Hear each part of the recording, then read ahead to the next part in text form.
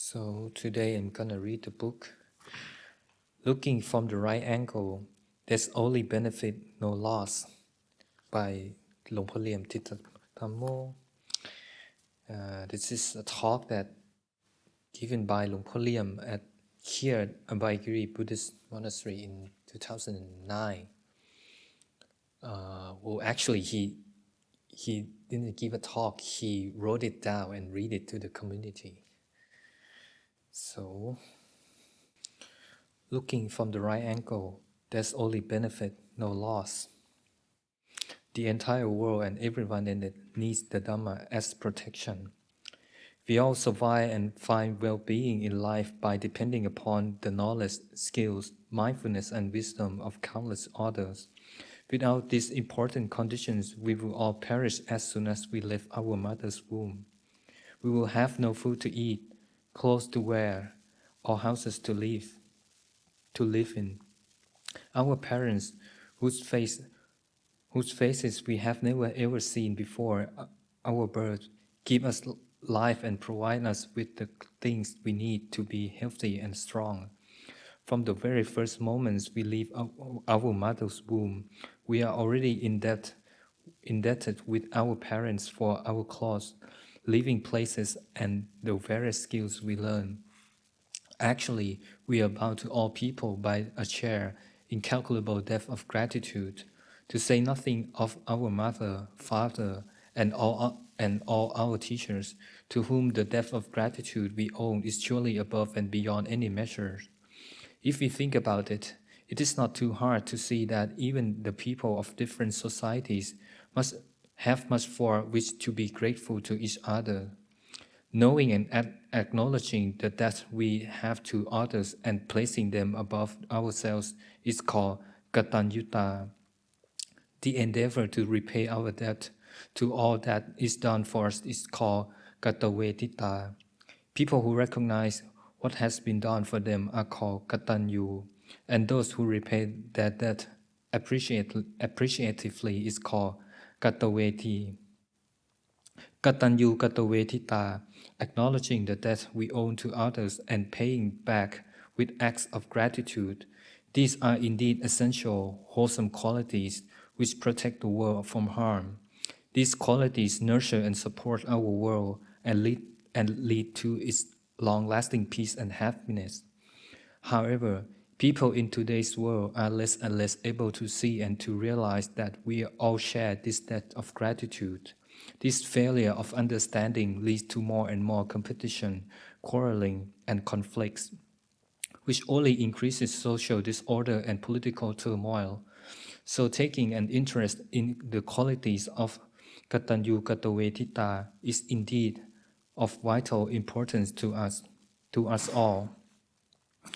All the beautiful customs and traditions of all have the principles of kataññū-kataveditā as an important foundation.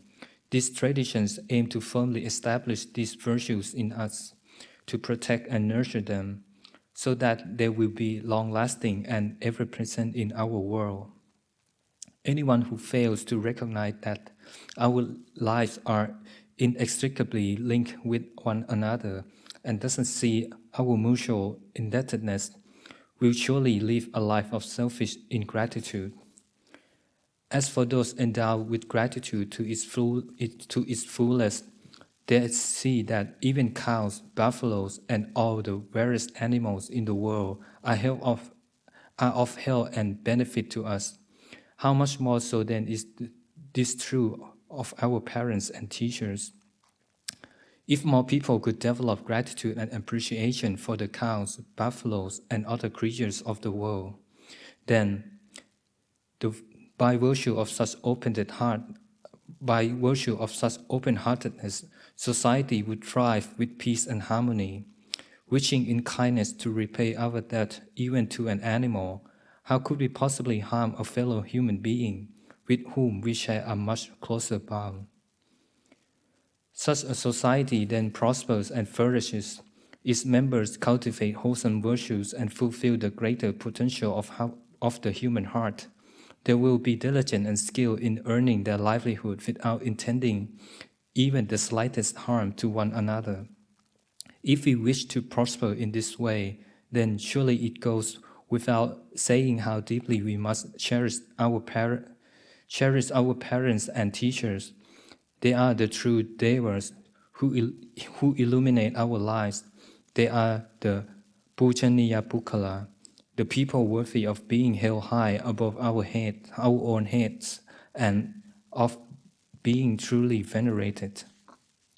Anyone endowed with a more refined quality of gratitude in life will naturally feel a sense of true appreciation for the forest, fields, streams, and rivers. They will know how to value the path, the roads, and many other things that are commonly shared, as well as the flowers and the unknown birds flying here and there around us. Not recognizing the value of the forest, there are those who are destroying them with their narrow-minded selfishness. As a result, our children and grandchildren will have no wood for their houses, and less opportunities to rest and enjoy themselves in the woodlands. Streams and marshes are drying up because the forests, where water reservoirs naturally gather, are being cut down. Without forests and flowing streams, clouds can no longer form, build up and release their abundant rain. Fruit trees are cut down whole, so that entire world is then reduced to what can be harvested just that one time. If people simply have gratitude in their hearts, these misfortunes could not happen. These things which gladden the mind will be plentiful all over the earth, and everywhere we would live at ease. Being grateful for all that our planet provides, we will cherish, nourish, and preserve its welfare. With a yet deeper and more subtle sense of gratitude, one is able to recognize and understand the death owed even to one's enemies, and can feel gratitude for life's myriad obstacles.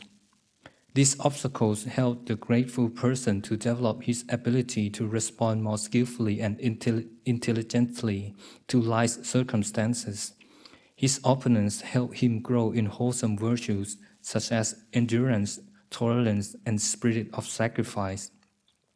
If we cultivate such an attitude, then envious and jealous people will only help us to develop an upright character. They will strengthen our hearts and bring out the best of our metta karuna, goodwill and compassion, helping us to develop these qualities to a higher level above that which is found ordinarily.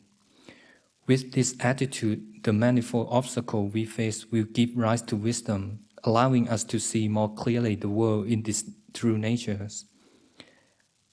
Through learning how to cope with life's challenges, we will find a way of living in contentment and ease.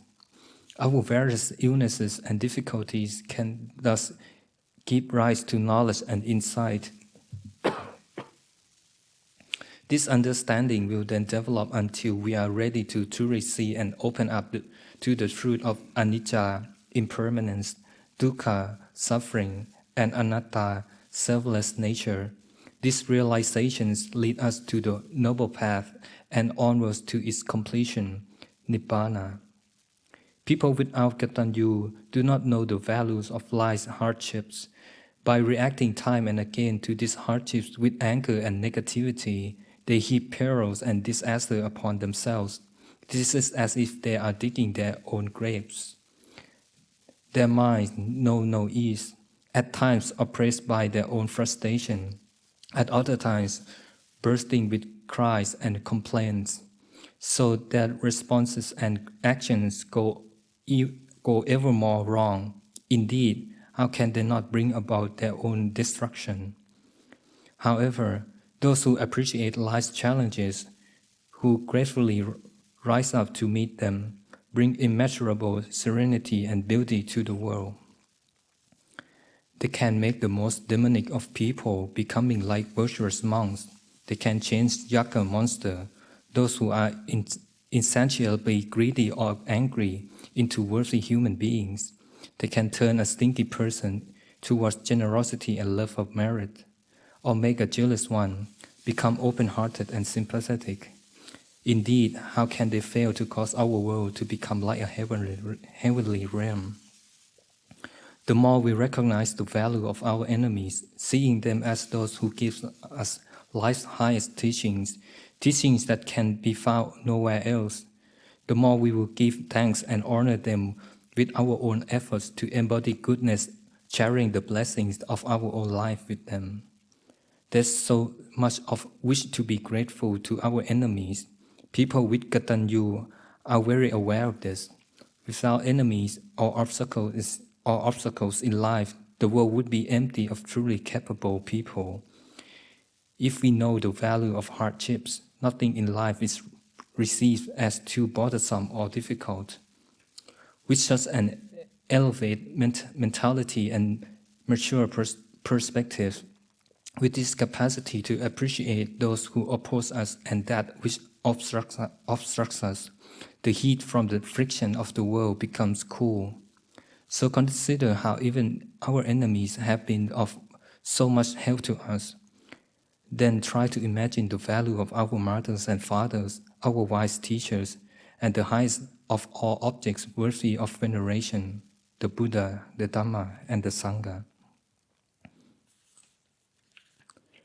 Not a single one of us can conceive in a hollow tree stump.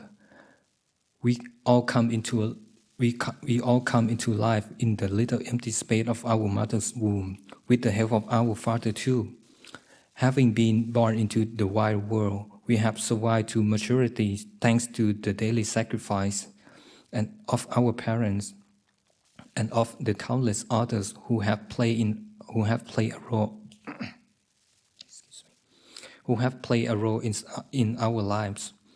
The Buddha and all wise people point to the fundamental role of our parents, honoring them as our primary caregivers. Having brought us forth, they provide us with the support we need to flourish. They are the ones who equip us with knowledge and skill for living. They nurture our good character traits and give us many other things that have brought blessings to our lives. If anyone's heart is so close and impoverished that they cannot feel appreciation for their parents, then surely they will never recognize the value of adversaries and enemies. To be imbued with feelings of gratitude to one's parent is indeed the first and foremost quality of kataññū. This is true for every nationality and language, whether in this or any other world. Moreover, those who don't recognize the bond of gratitude with their parents are commonly considered as those in the world who are not to be trusted. Spiritual teachers are typically those who undertake the task of training and elevating their disciples and elevating their disciples' consciousness, picking up from where their parents left off, and taking them further to higher levels. This is the unique role given to spiritual teachers in the world. In order to plant and cultivate heightened spiritual awareness within their disciples, teachers must develop extraordinary patient endurance and resolutely put their hearts into their work. This is indeed the sign of true metta, loving kindness in a teacher. Teachers need to constantly train and educate themselves with utmost dedication so that they will have sufficient resources to instill such qualities as truth, goodness, integrity, dignity in their disciples' hearts. This is indeed the sign of genuine knowledge and wisdom to be found in a teacher. Teachers must live and serve selflessly. In this way, they remain the reliable objects of their disciples' deep veneration, not just spiritual workers to be hired and fired. Thus, the disciples, having cultivated a wholesome mind and knowing what is proper, will feel much kataññūta towards their teachers. Having developed a mature character, they will become ready to carry on their teachers' legacy. With their own perseverance and living wisdom, they will bring peace and harmony to our world. Recollecting how much good we have received from our parents and teachers naturally makes one want to give in return. This wish can be expressed by doing only that which will be of genuine benefit to future generations. Disciples will do anything to honor the good name of their spiritual home. They will constantly share the merits of their wholesome actions with their mother, father, and teachers.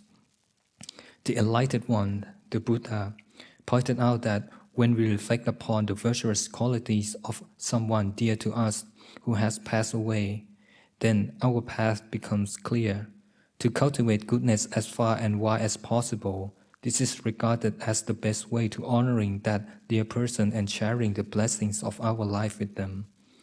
So anyone who loves their mother, father, and spiritual guide, and who knows the death owed to them, will be wholeheartedly determined to live in a way which is beneficial to the world.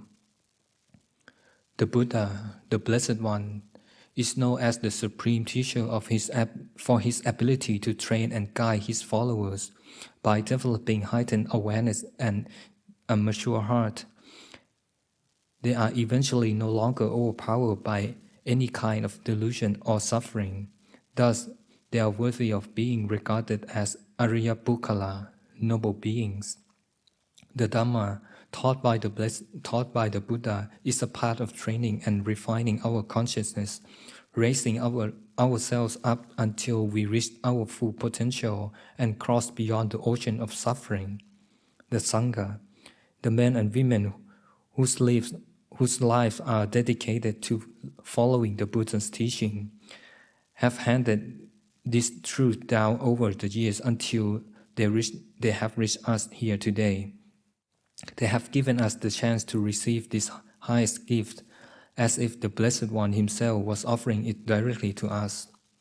The noble disciples endure all manner of hardships in order to faithfully uphold and preserve the Buddha's dispensation. This was done by a heart of deep devotion and gratitude to the teacher. They can then say with confidence that this vehicle of learning and practice is our true rightful inheritance, passed down to us thanks to the kataññū-kataveditā of the noble disciples of former times, those who were determined to live their lives in line with the Blessed One's intentions. This kataññū-kataveditā of the enlightened disciples has enabled the sasana, the living system of teaching and training, to span the millennia, so that still to this day the world can find relief in the safe, cool refuge it provides. This is due to the many hardships endured and the many sacrifices made by the noble disciples who are inspired by the spirit of kataññū-kataveditā flowing strong in their hearts. The world is protected by the Dhamma as long as the followers of Buddha, the community of monastic and lay people alike, keep their resolve to live and practice in line with the principles he taught. In this way, we honor and keep his spiritual legacy alive. Thus, we see how gratitude protects the world, and so it is most worthy for us all to protect and uphold it firmly together. The truth, most of the good and beautiful Buddhist customs and traditions have arisen based on the principle of kataññū-kataveditā. These traditions were born out of gratitude, keep alive with gratitude, and were intended to instill the virtue of gratitude deeply in the hearts of younger generations, who will then carry it onward to the futures. Our various customs and tradition ceremonies, such as the cremation of our parents and teachers, have the purpose of suffusing the spirit of kataññū-kataveditā within each and every person present. This, more than any other, is the main aim of these ceremonies, and it is how they originated, develop, and endure. When performing these ceremonies, we don't need to feel too much fuss or bother, or that their expenses are in any way wasted. This is because we see how vital it is for our lives to be imbued with feelings of kataññū-kataveditā. and how this makes the world a pleasant and harmonious place to live in, now and in the future. The traditions and religions for every nation, for every tongue, all have these fundamental principles at heart. In our Buddhist culture, we are reminded to take great care that in whatever way we repay our debt of gratitude, our efforts are truly beneficial for society. In this way, these feelings of gratitude will grow and mature within the Buddhist community and truly lift up people's hearts, bringing genuine well-being to the world. If we would all come to realize this high significant truth, then each of us have a debt of gratitude to everyone without exception, even those we see as our enemies.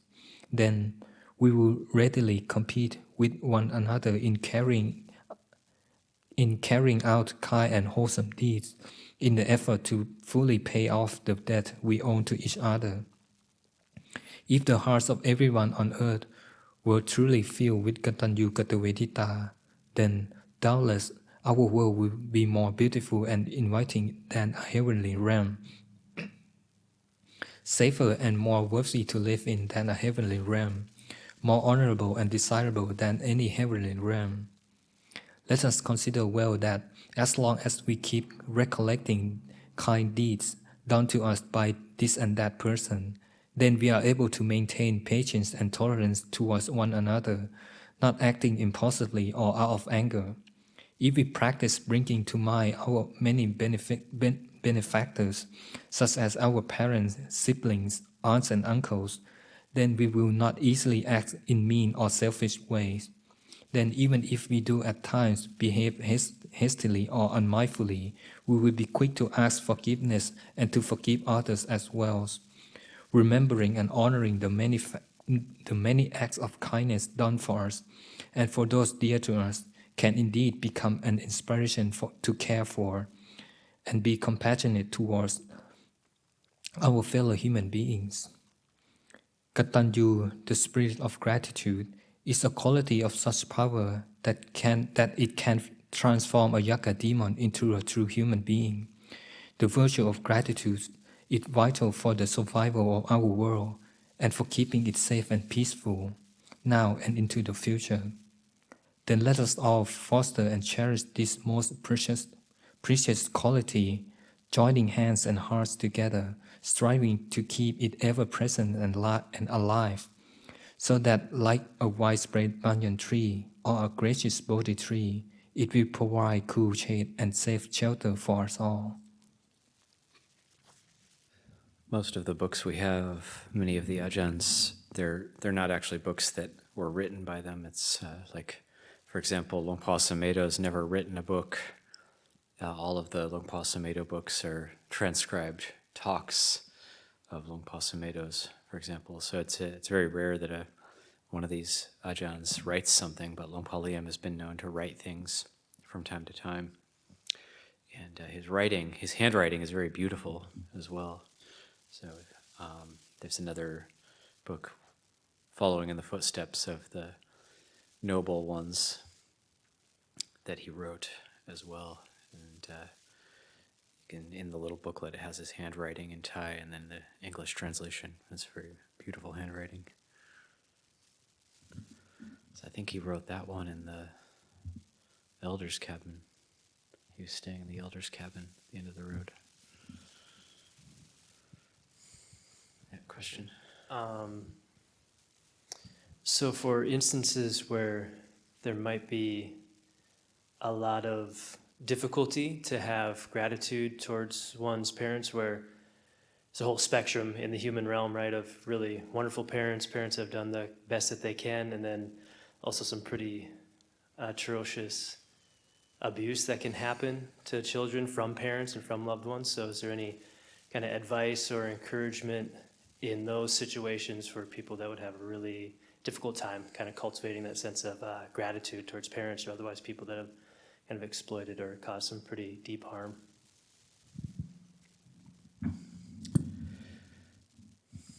Yeah, that's always a difficult one.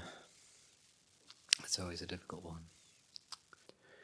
Yeah, because there are a lot of people in the world and in the U.S. and other places who have been sexually abused, even tortured as children by their parents, and it doesn't seem like it's actually that uncommon. So how do you have gratitude for parents if that was the case? So I would guess it would come more like gratitude for enemies,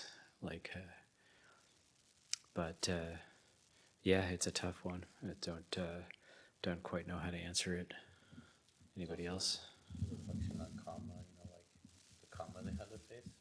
I was just thinking, like just one entrance might be just karma. So knowing that, like, some person who's abused another would have their background would have been something that would have caused them to do that, and so just focusing on their own suffering and their own karma then makes a doorway for that possibility of having compassion for them. Of course, there's also, if one can't generate it, then I think one would try to move towards gratitudes towards those who fulfilled a parental role in some way or another, some people who looked after us in some way. And then by generating that kind of appreciation, then one can kind of move into more difficult areas of gratitude with, I think that. But it's hard to say, because it's a very, as Ajahn was saying, it's a very difficult kind of like set of circumstances to try to enter into when there's so much thick emotional experiences, around trauma and abuse. One time I heard was like around gratitude around just a mother for having carried us for 9 or 10 months. So like just that alone, like that's one thing we can say that each of our mothers did for us. And then again, just knowing some people are just the results of their own karma. They seem to not be able to extricate themselves from it.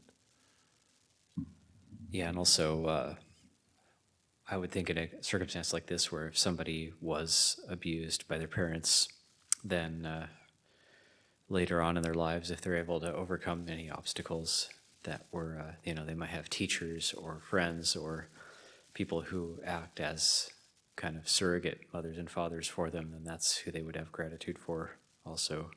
So, I know a story of a local person who was actually sexually tortured as a child, like broken bones, everything, really, really horrific.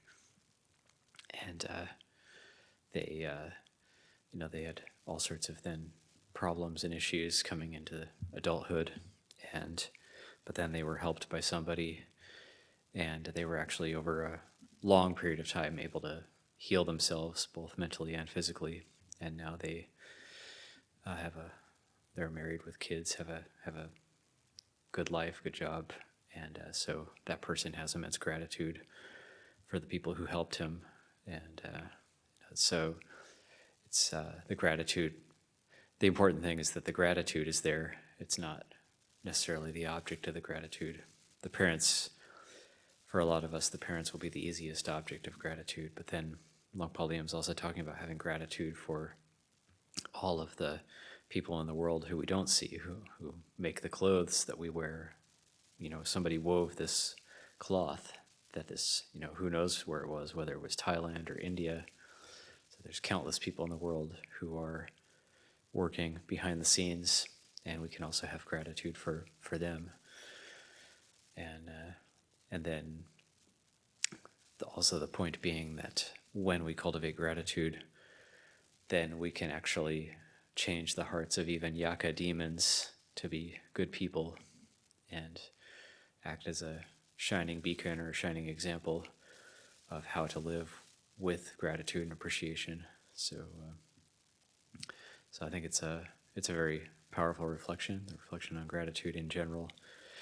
But it's only natural that one would not have gratitude for one's parents if you were abused as a child or whatever. But then you don't always need to see your birth parents as your parents. There will be other people who look after you And if there's nobody who looks after you, then you die. So then there's no opportunity to do that. But if you are able to survive, it would be through the help of others. It's not just going to be through your own efforts. Even if we think it's through our own efforts, even if we are the most individualistic person in the world, and we think, nobody does anything for me, I do everything for myself, actually that's not true for anybody. So when we think about that, actually everything we have that's good in our lives really comes from others. Only the tiniest percentage, if any of it, comes from ourselves. So in that way, we can actually give rise to a sense of gratitude. The word is interesting. It's kataññū-kataveditā, which it's different than thankfulness or appreciation, because just having a sense of thankfulness is like appreciation is like feeling appreciative and thankful for something that was done for us. And gratitude, or the Pali sense of the word kataññū-kataveditā, has a sense of having a debt or wanting to pay something back, wanting to give back. So there's kata means to do. So kataññū, like knowledge of what was done for us. And then kataveditā, we want to return. We want to do something to return that. So there's that sense of wanting to do something, wanting to cultivate ourselves somehow out of that sense of gratitude. So it's also seen as the gateway to wholesome qualities, the gateway to wholesome mental states. It's gratitude. I liked how you brought up like buffaloes and cows as well, having gratitude for animals. When you play out the reflection on gratitude, for me it actually gets into a kind of a worldwide meta type practice, because if you think of like you say like the cloth that we're wearing, or this microphone, everything that went into building it, the worldwide commerce and everything, and all of the people working, and just so many variables coming together, and the root of all of this building and this cork floor or whatever, it's all people. It's all millions of people. We could say millions of people worked to bring about what's visible to us right now, but we'll never meet or see most of those people. So that can actually help the mind to become more wholesome. If we think like, oh, the world's going to hell in a handbag, then we can actually use that kataññū-kataveditā reflection to think that, well, there is a lot of people working for our benefit in the world, and we're reaping the benefits of that, but we'll never meet all, or at least most of these people. And then the enemies providing or people who we find threatening, providing a challenge for us. Can the mind stay wholesome in that circumstance, or with that particular person? How do we survive, or how do we get by in the face of something like anger or jealousy or envy, or people who don't seem to have virtuous qualities? How do we, people who might come at us with harsh words or anger, and how do we see that as a wholesome challenge rather than something to react to? Anybody else? Okay, thank you. Much gratitude for the teaching this evening. Sadhu.